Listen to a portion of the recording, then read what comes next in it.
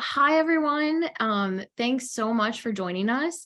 If you are looking to jet off to Japan with TEAN, then you are in the right place. So my name is Trisha Turner, and I am the Senior Program Manager with TEAN. Today, we're obviously going to talk about Japan. With me, I have a few of my colleagues. So I have Stuart, our Internship Program Manager. He is monitoring the chat, so feel free to drop any of your questions there. And I also have our lovely resident director, Naya, with us. She's joining us all the way from Tokyo. So we're excited to share all the amazing things that you'll discover when you study or intern abroad with TEAN in Japan.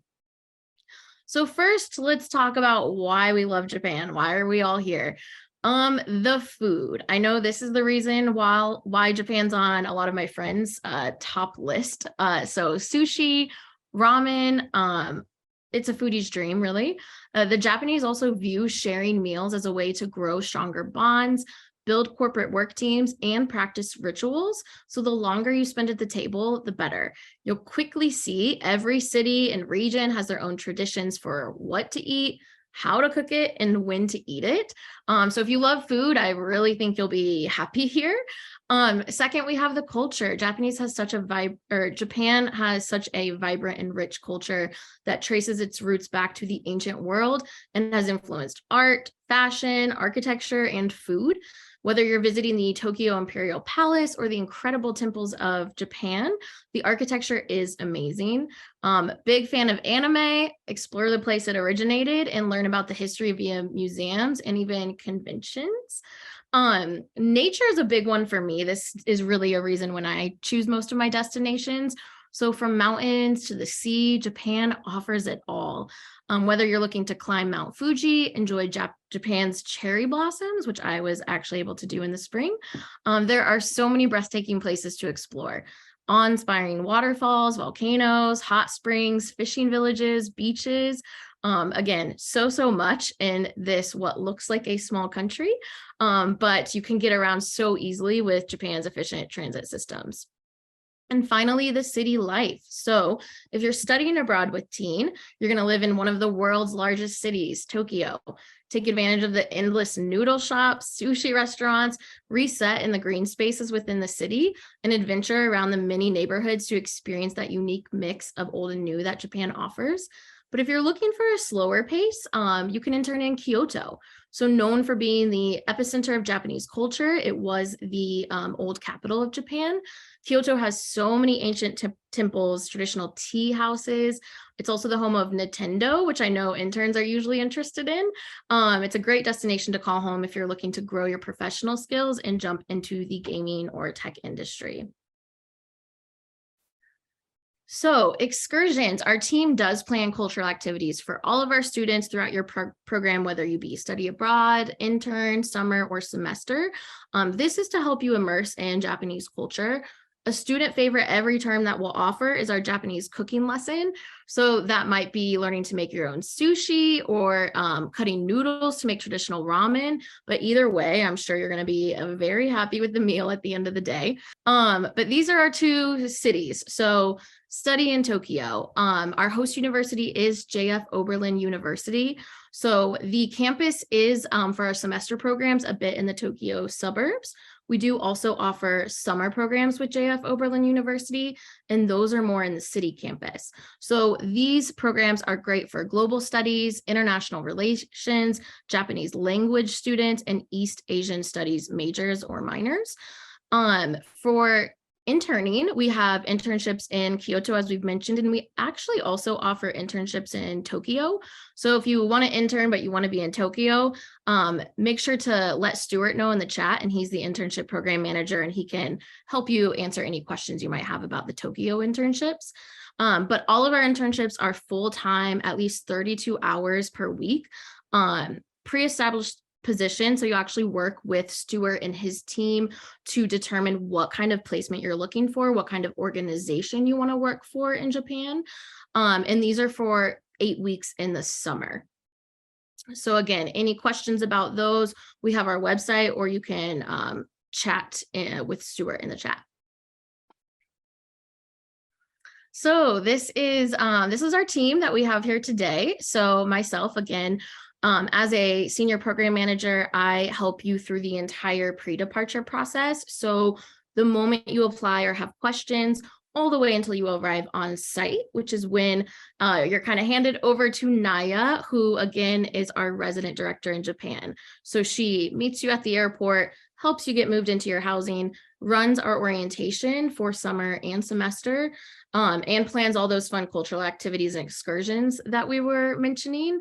She's also there for, any support along the way that you need. So if you're homesick and just want to chat with someone, or you want to just grab a coffee, or any, emergencies or medical issues you might have, Naya's your go-to person. And then finally, we have Stuart. He is the internship program manager for a lot of our Asia locations, but he'll also be your point person for Japan. So for funding, this is, I really want to express that funding is so important to figure out early on.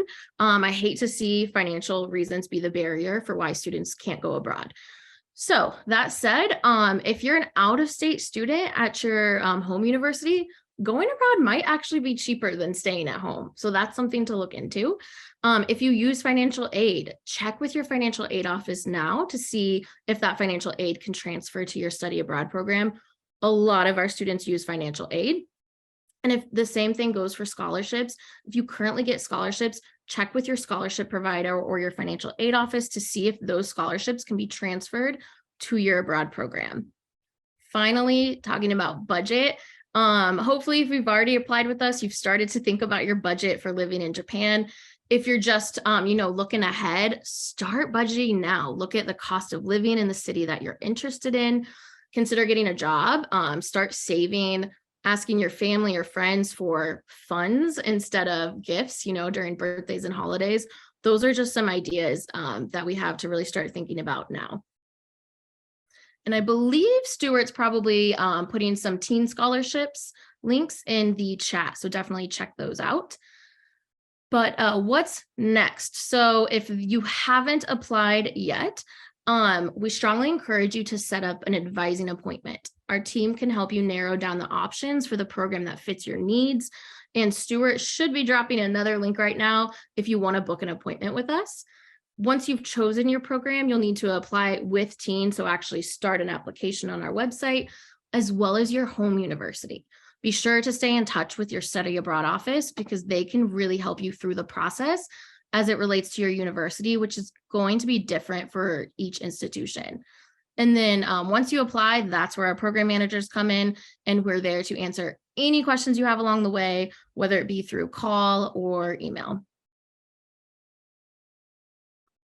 Finally, advice from alumni. So if you're just starting out, or even if you're already enrolled for your program, you're going to be abroad in a couple months for our spring semester.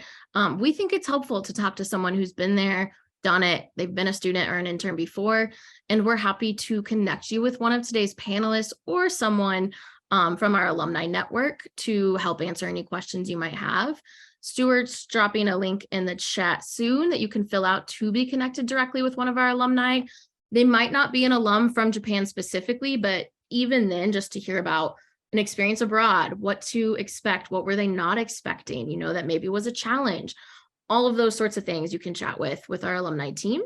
And if you just want to connect with someone with similar identities to you, again, doesn't matter maybe if your destination is different, but we can still connect you with somebody. So I think we're ready for potentially our Q&A. So this is where Naya's going to come in. There she is. She's been with the team for over 8 years and has helped thousands of students studying abroad in Japan. So Naya, if you don't mind unmuting yourself and telling us a little bit about your background and maybe what brought you to Japan. Yes, sure. Hi there. So I am originally from the States. I kind of moved around a bit between Missouri, Texas, New Orleans, New York. And I did study abroad in London, which kind of initially got me into travel.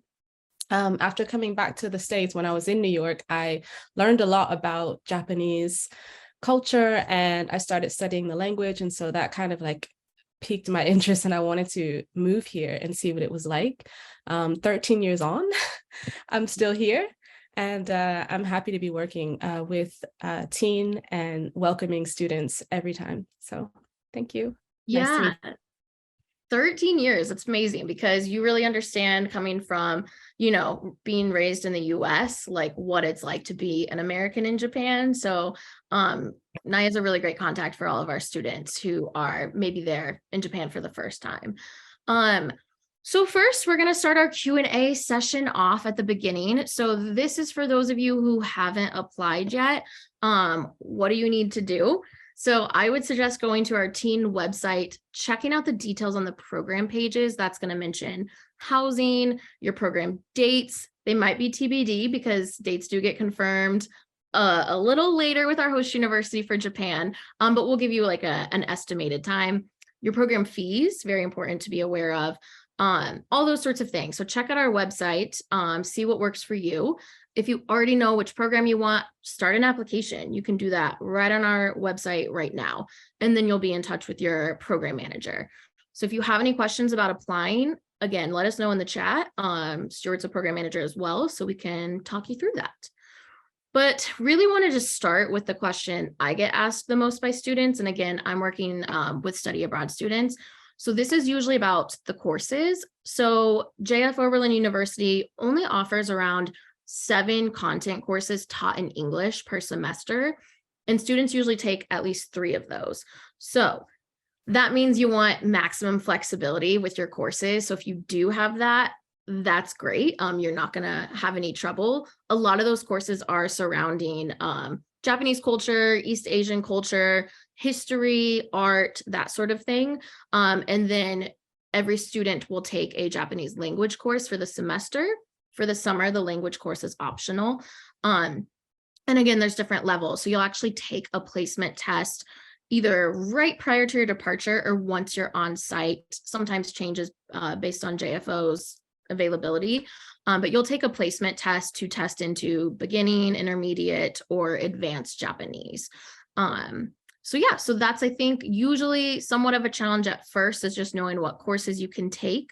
But again, course flexibility is key. If you know you have a lot of room within your degree to take a lot of electives, then that's gonna be great. But now I'll kick it over to Naya. What questions do you get asked the most by students, like right when they arrive? So I get asked a lot about like the food, of course, but particularly if anyone has any like allergies or dietary restrictions. I know the base of most Japanese food is fish-based stocks called dashi. So it could be a little bit of a challenge if you're trying to eat out at restaurants. I myself, I'm actually vegetarian, so I have a lot of resources I can help if anyone doesn't eat meat or fish. But yeah, I think the food question comes up a lot. How to budget for daily life. Cost of living is actually not too bad. You can find a lot of affordable places to shop for food, and also being a student, you can find a lot of discounts as well. One other thing is traveling. So traveling during your weekends, if you want to get outside of Tokyo, there's a lot of quick spots to get to on local trains that are, about an hour away that you can do for the day. If you want to do something further, like if you want to go to Kyoto, you can hop on a Shinkansen, the bullet train, and it's just 2 hours away. So you can fairly easily get around Japan. Yeah, no, that's great. And I wish I would have known you when I went to Japan. So I've, full disclosure, been to Kyoto, not Tokyo yet, back in 2019, and I'm vegetarian as well. And I did struggle. Like, I'm embarrassed to admit the Italian that I ate because I was like, I know that I can eat Italian food. So yeah, no, it would have been great to have your resources as a vegetarian.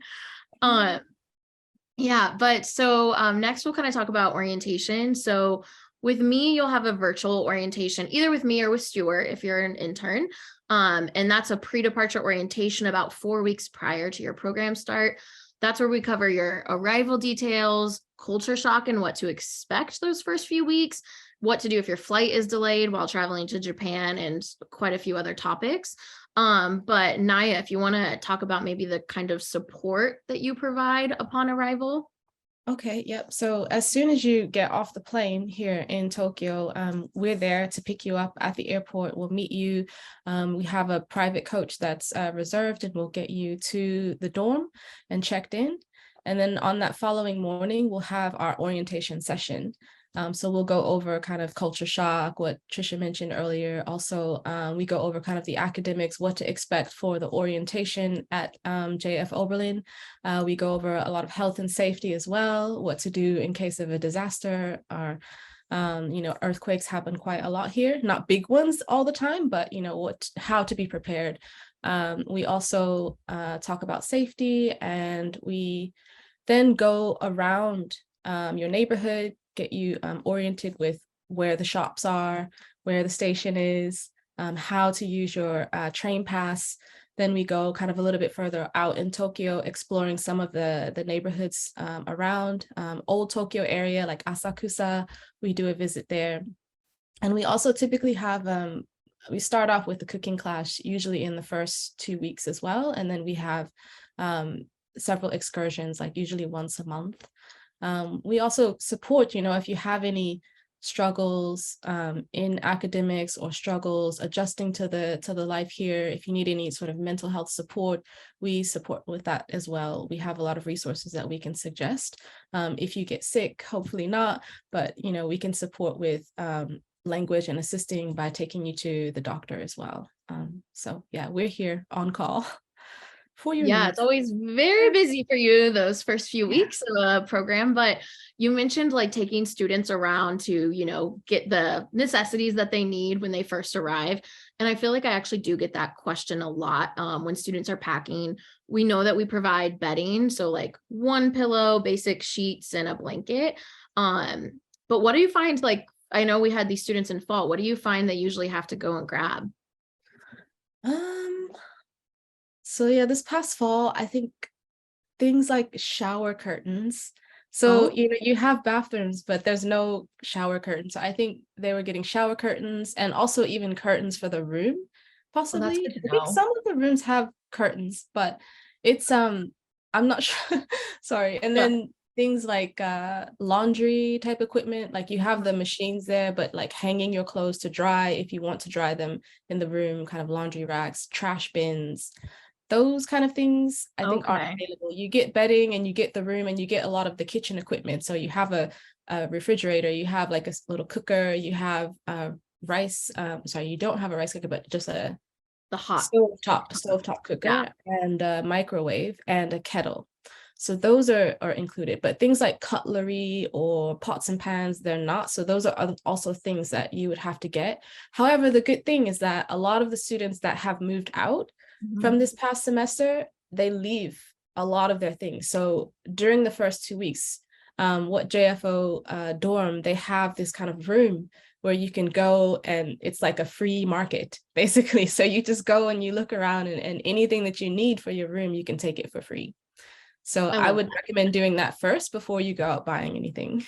Right. No, it's good to know though, like things that we don't think about, like a hamper or a laundry Mm, basket or something that obviously you can't pack, so you don't need to prep for it. And I'm sure when it comes to cost of those things like shower curtains, trash bins, is it pretty comparable to the US or not yeah, that we have expensive? what's called Daiso. I think you have Daiso in the US now as well, but Daiso is like similar to like a 100 yen or dollar shop.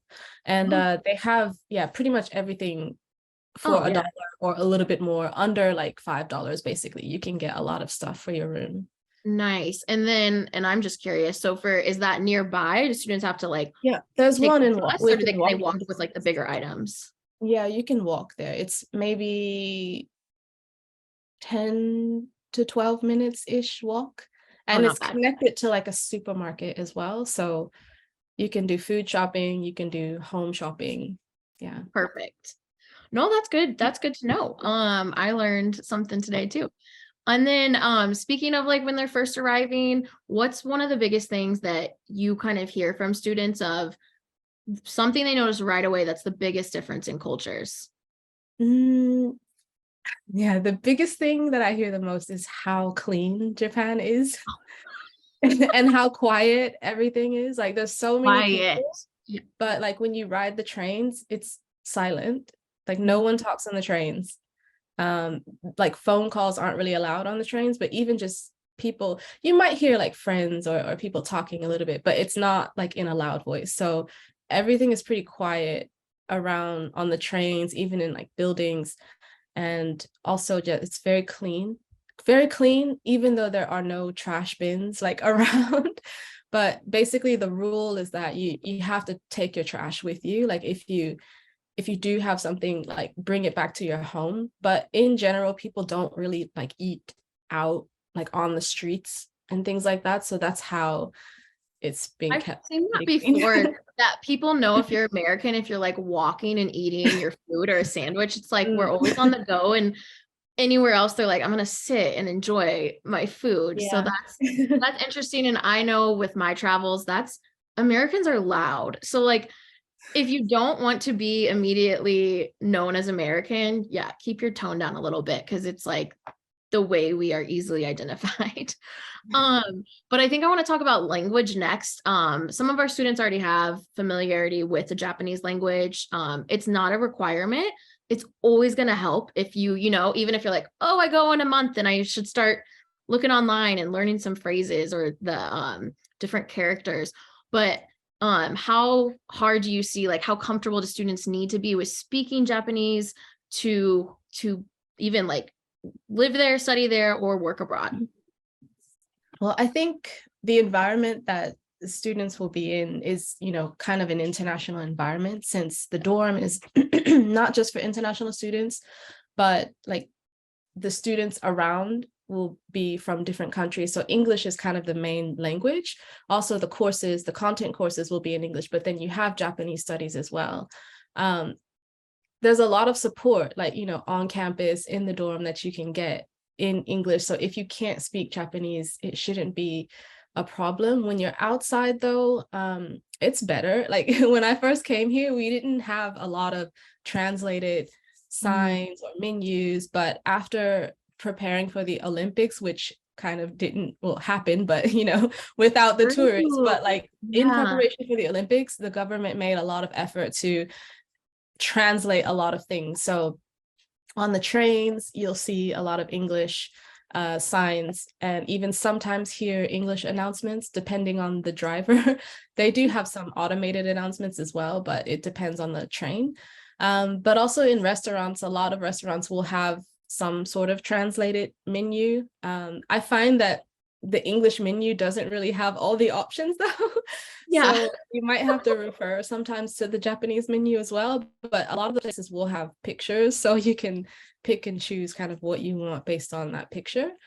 I think in terms of language though, for me, when I first came, I only had about 6 months of Japanese studies. So I was still at a very beginner's basic level, and this was pre Google Maps or smartphone or anything, so it was just like it was Big a change. struggle, but I managed. And I think one of the things that I felt that was more complicated with the language is just trying to communicate with people who don't speak English, like as a friend, so making that connection. So you might find it could be a little bit challenging to make more deeper connections with Japanese people who don't speak English if you don't have that language level. But I think everyone's pretty friendly, and I think a lot of people here generally want to like also learn about your culture and learn English as well. And so I think that you can still have some opportunity to, connect in some way.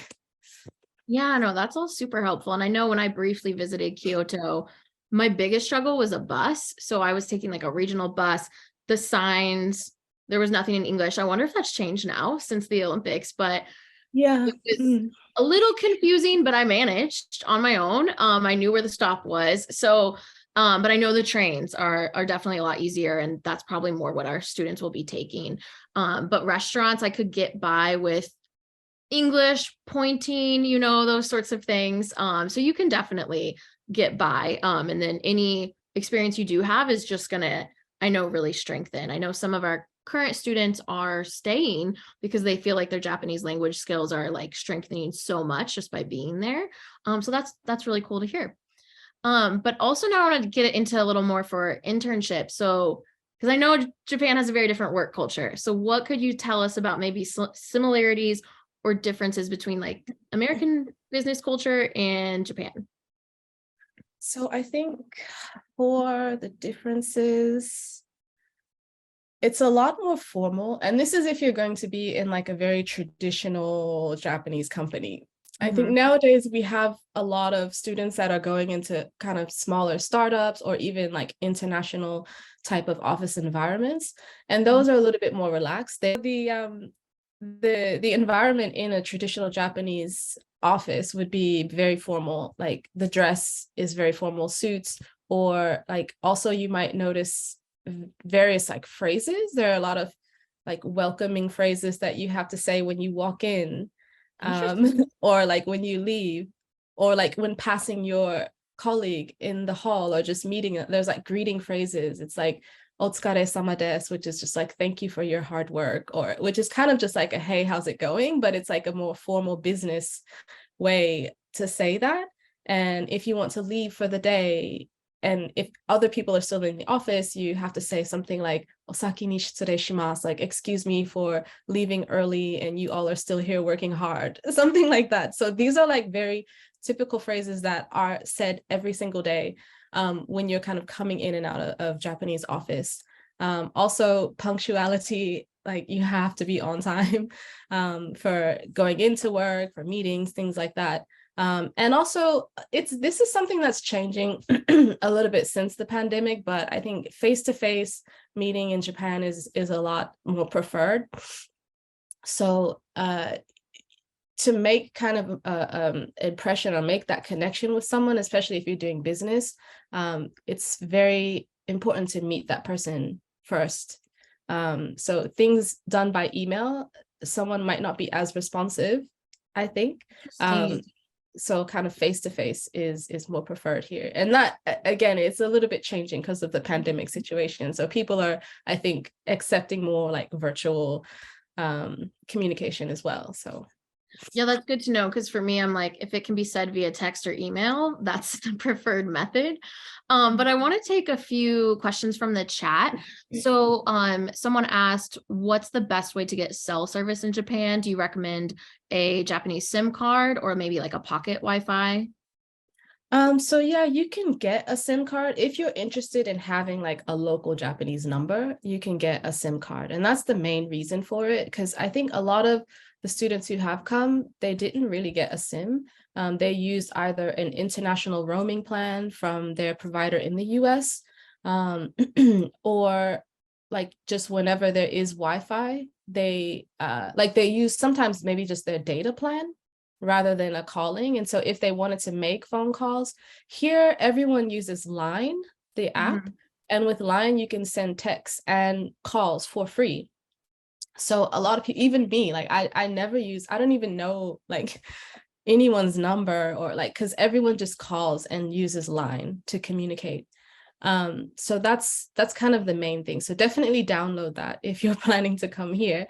But there are also kind of pocket Wi-Fi devices if you want to have that, and they do like daily rates or monthly rates.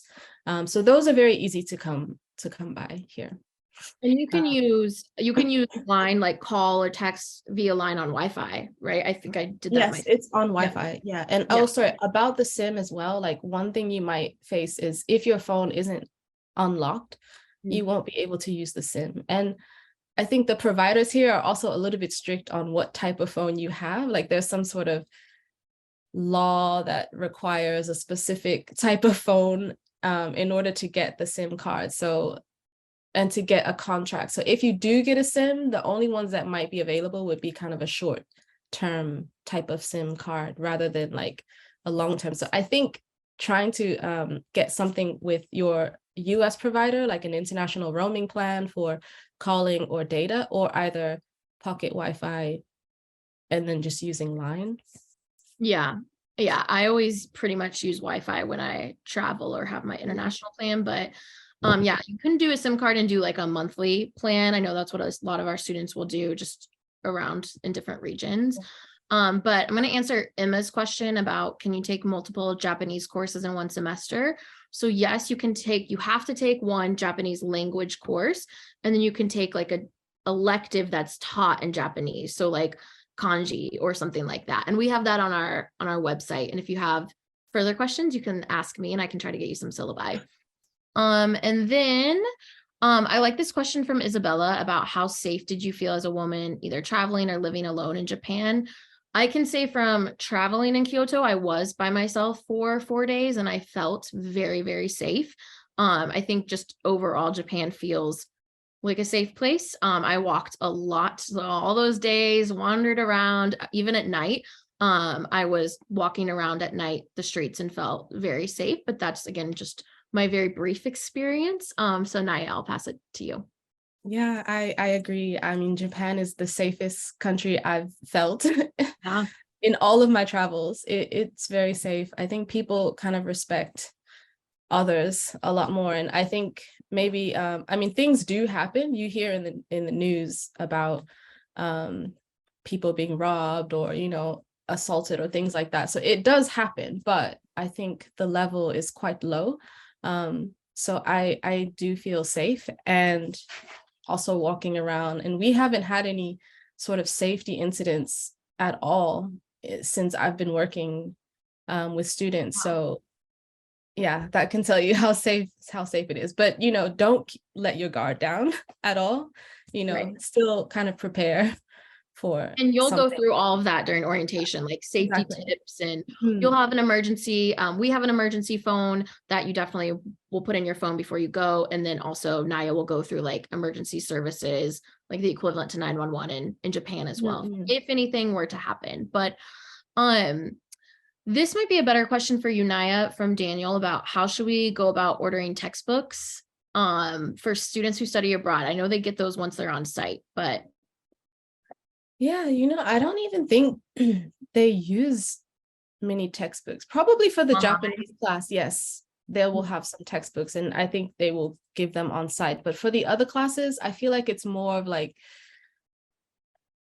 you read certain articles, or they look at films, or they tell you to go to a website, and that's how, or if they recommend a book in the library, they might have that, but there aren't really like textbooks Yeah, it's that you different. need to purchase. Yeah.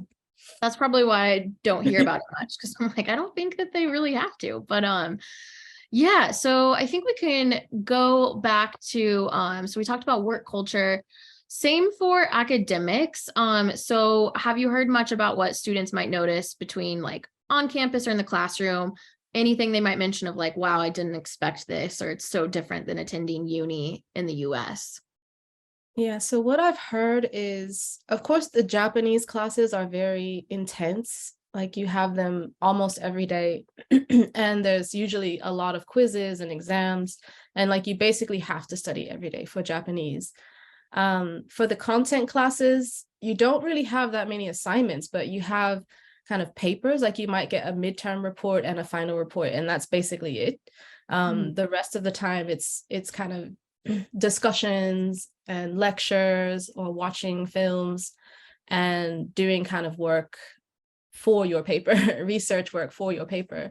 And then you present. But participation is also really important. So try not to miss any classes if you can. But if you do have to miss, or if you're sick, usually the professors are flexible depending on what it is. Obviously, if you need to stay home, that's fine. And they try and, work with you on how you can make up those assignments. Yeah, good to know. And that happens pretty much everywhere. I feel like in the US, we have a lot more assignments, busy work kind of, than in other cultures. So it's an interesting adjustment for a lot of students. But we want to talk back about the food. I'm personally interested of like, especially that you're a vegetarian, but also what's one thing you recommend everyone to try? And then for people who are picky eaters that might be like, I'm not a foodie, can I still go to Japan, which is me? What advice do you have for like picky eaters?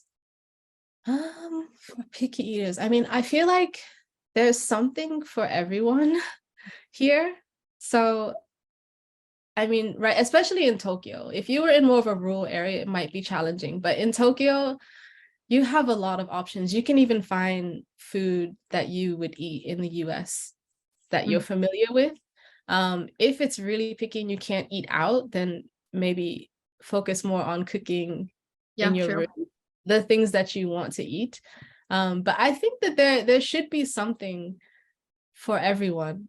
There's so many shops. Basically, restaurants are everywhere. You can find pretty much anything, but I would just say be adventurous and try it. Like there's a lot of food here that might look questionable, but I think it's pretty good. Most of it is very good. A lot of students have said, I haven't had a bad meal in Japan at all. So I think you'd be surprised to find maybe your taste buds could change. I actually was a very picky eater when I was younger, and having moved abroad and trying different foods, it's opened up my palate, I guess. And so I eat a lot more than what I used to when I was young. I love So I'm still trying. I do eat more than when I was young, but I'm like still trying to be more adventurous. But that's great. Yeah, I feel like students that know they want to go to Japan for food are seeking out the places they want to go as well, and like so many different types of ramen and those sorts of things. So and obviously if you do get abroad and you have questions, then ask Naya, like, where should I go? Where should I go for dinner? Where's a fun spot? Um, and then our last kind of question, at least that I want to ask before we get back to the chat, is we mentioned some of the cultural activities like the cooking lesson, and very briefly mentioned the day trip to Mount Fuji, which I know you're doing with semester and maybe even summer students. But what are some of the other excursions and activities students can expect, or the ones that they seem to really enjoy? So for excursions, we have Kawagoe, which is kind of like an Edo style town, not too far from Tokyo, like an hour away. During that excursion, we'll dress up in kimonos and kind of walk around. It's a great place for like taking photos, but also learning about kind of the Edo period history and also Taisho era history, because you can see a lot of the architecture from that time. And during the spring, it's really nice because they have this kind of cherry blossom festival that they have there. So we can they have at one of the temples, like different food stalls, and you can sit down and like grab food and eat and talk underneath the cherry trees, like a hanami, which is what it's called, this kind of picnic. And then we also have Kamakura. Kamakura is also about an hour outside of Tokyo. It's like a seaside town, but there's also a lot of mountains. It's pretty famous for like the big Buddha statue that you may have seen in pictures. But it's a really nice place. They also have what's called the Enoden, which is like their electric, like kind of streetcar type of train. So we can take that as well, which gives you kind of nice views of the sea. And then there is, of course, the Mount Fuji area. It's Mount Fuji and Kawaguchiko. So we won't actually go on the mountain, but you'll see the mountain like in the background. And there's a lot of like really interesting temples and the lake area that we'll go. And it's also overnight. So we'll stay in kind of a like tatami room with futons. So you can get an experience of that as well. And then as for activities, of course, Japanese cooking class. And we've also, in the past, we've done like tea ceremonies. We've done some kind of just like festivals, depending on the season, it changes. So like in spring, you might be able to see a lot of the festivals that are happening around the town. So we can participate in some of those. Also, there's some fireworks festivals as well that you might be able to see. And then I'm just getting so visiting jealous. Yeah. Yeah, I was in Kyoto in April. So for our spring semester students that are about to honestly get there at like the best time, because you can easily do even a day trip to Kyoto.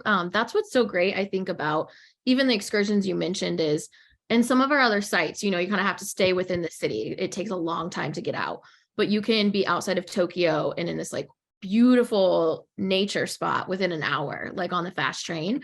So I think that that's really great. And you can easily do a weekend trip. I recommend to Kyoto. That's just such a special city in my heart. And during cherry blossom season, it's stunning. Um, so yeah, no, I think that that's great. And so now I'm going to get back to the chat. So I see Stuart answered a few things. And Giselle, there is no spring break. Like there's no traditional spring break during the semester, but students can still have a lot of time to travel. So the weekends and depending on your class schedule, I'm not sure if many students have like a full day off, but again, get your class schedule confirmed once you're on site and then start planning your travels. And you can also always arrive a little bit early or stay a little bit late after your program. Let your program manager know if that's your plan, because we want to talk about like your visa, but you can always travel before or after your program too. So Kai's asking Naya, what's the sports culture over in Tokyo? Is it accessible to see? He's named a lot of teams. And I'm sorry if you can hear my dog in the background. She's being a little wild. But yeah, maybe the sports culture in Tokyo in general, and is it easy to go to a sporting event? Yeah, so there's a lot of sports here. Baseball is probably one of the biggest. You have a lot of teams in Tokyo, Yokohama, surrounding area, and it's fairly easy to get a ticket. Another is soccer. Like, so you can see a lot of soccer matches is like the local teams I know around me, sort of Yokohama area, they have a lot of matches. And also sumo. Sumo, they have certain seasons. So I think June, they alternate between Tokyo and like I think Osaka and Fukuoka. So it just depends on the month when they're here, but you can see a sumo match. I think Tokyo in June is when they're here. So that could be interesting as well. Yeah, very cool. And then Emma has a question about tuition. So I'll just say, basically you'll pay for your program, but it does depend on each university on what the billing is. So we can talk about that offline, or you can ask your study abroad office about this program and how the payment would work. That would be my general advice for anyone, is chat with your study abroad office first and say, is this program approved? Would my credits transfer? And, talk about the billing and financial aid. And then I think Isabella has a good question about what's the social life like, and what's the best way to meet people? Okay, so yeah, social life, it's picking back up, obviously, since COVID. I think Japan has been a little bit more strict. Even now, there's restrictions on kind of, you know, limited number of people in places, that sort of thing. But I think probably by the time you're here, that will be let up.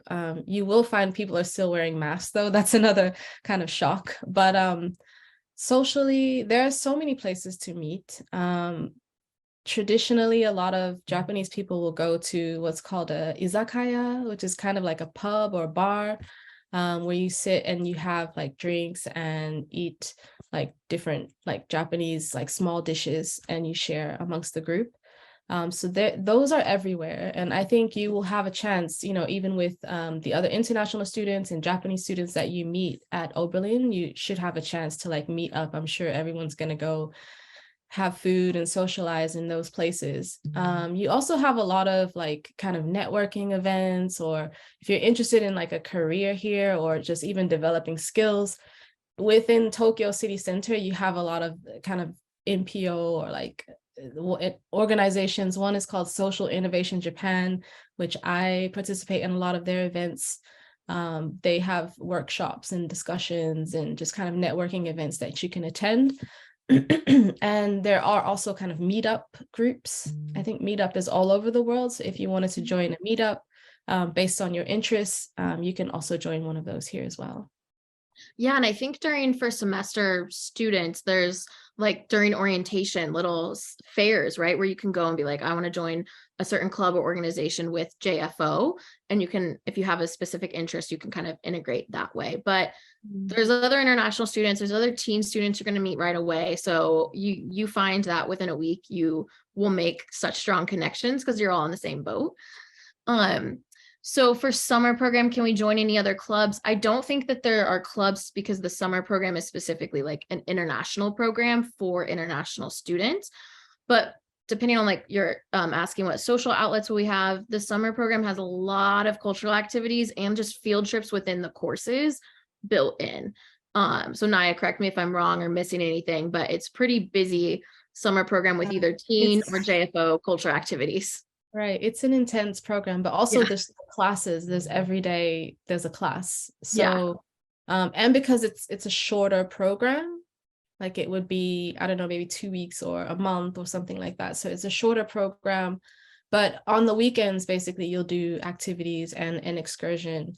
And during the week you have just classes basically all day. Yeah. So you'll make friends with the people in your classes. Um, and then someone's asking about how much free time they have on average. I mean, I know they have weekends off and then evenings free as well. So do you ever get any complaints from students where they feel like they are too busy or? Yeah, I think it depends on how many classes you take. So if you're taking like the max load, it could be a lot. You might not have as much free time, but try to kind of manage your schedule with the courses that I guess you need. But also you can look at when the courses are being held. There were some students here that had 2 weekdays off because of how they registered, like how they organize their schedule of courses. Yeah. Um, so yeah, it really depends on how many courses you want to take or need to take. Yeah, Yeah. I think most students take 4. If you take 5 courses while abroad, you are going to be pretty busy with that. And then for interns, it is a full-time internship. So I know you're working at least 32 hours, up to 40 hours a week. So you're working probably business hours, you're having your evenings free, but for those of anyone who's worked a full-time job, you'll know you're tired at the end of the workday. You might want to kind of relax. Maybe not if you're interning abroad, but you have your weekends free. So it is full time. So free time for internships, you kind of know it's going to be your evenings and your weekends. Um, and then as a vegetarian, how do you politely communicate if you're offered foods you don't eat? Is there like, is that something someone could just ask once they're there? I'm a vegetarian during orientation and talk to you about how to handle those situations. Yes, I would always try to be upfront. Like if there's a plan to go to a meal, I just try to say like, I'm vegetarian. But unless it's a place where you can have that option, like some like izakayas, as I mentioned before, like might have vegetarian menu options. But one thing that is challenging is like the sauces or the base. As I mentioned, a lot of Yeah. it is fish based, so it could be difficult to get around that. So you might end up only being able to eat things like tomato or maybe french fries or something in those type of places. But yeah, if someone offered, like a friend or someone offered you something to eat, then yeah, I think I would just say, oh sorry, like I don't eat fish or meat, I'm vegetarian. I think most people understand now I what think it's became more vegetarian popular. means. Yeah. Yeah, not everyone, but I think most people, especially around Oberlin, like the students, I'm pretty sure they would know. But I think maybe like some restaurant owners or shop owners, especially if they're older generation, they might not understand the concept of like, what do you mean you don't eat fish? Or, because Right. people are brought up here to eat everything. Like, yeah. Well, I think that's when you have to do a little preparation on your own, before you travel is look at blogs like vegetarians in Japan, figure out what dishes they're ordering. That's some things I do when I travel. And then I also have Google Translate. So I'm using my data plan or Wi-Fi and I'm constantly like translating the menu. So knowing words of dishes really helps me. And then again, even in Kyoto, like I did eat some Italian food because I knew what I was ordering. So like you can get other cuisines if necessary. But I know we're getting closer on time. So one of the last questions, and this brought up a good point. So first, Daniel's asking, like, for those with tattoos, will they be restricted from any excursion activities or like wearing traditional dress or entering temples or anything like that? So for tattoos, it's still kind of a bit taboo here.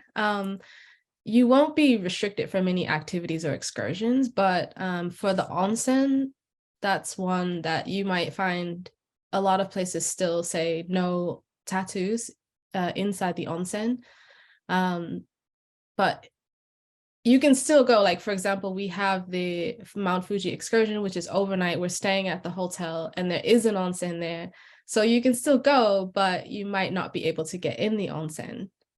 Or if you, depending on the size of your tattoo, I have tattoos, but they're very small and I can You hide can them. cover 'em. Yeah. Yeah, but it depends like the size and where they're located.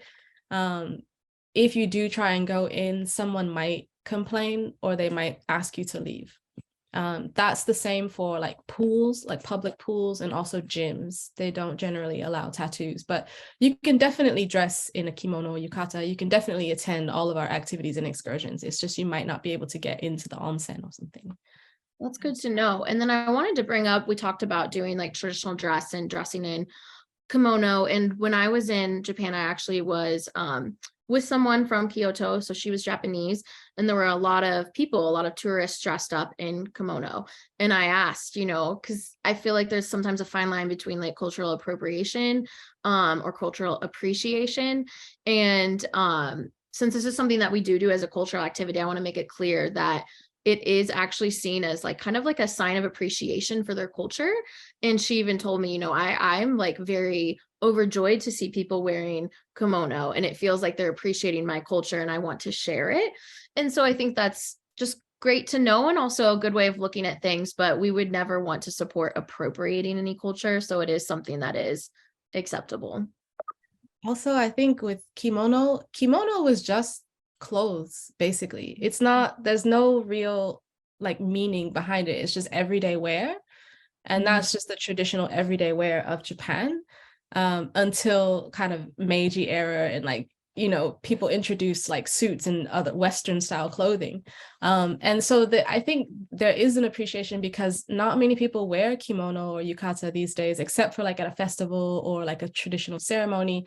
So, that sort of business and that sort of culture is almost dying out, I guess. And so I think that's why people appreciate seeing others to enjoy. And I think especially older generation, because they grew up, I think, wearing kimonos mostly. So it's kind of helping to revitalize this culture in a sense. Yeah.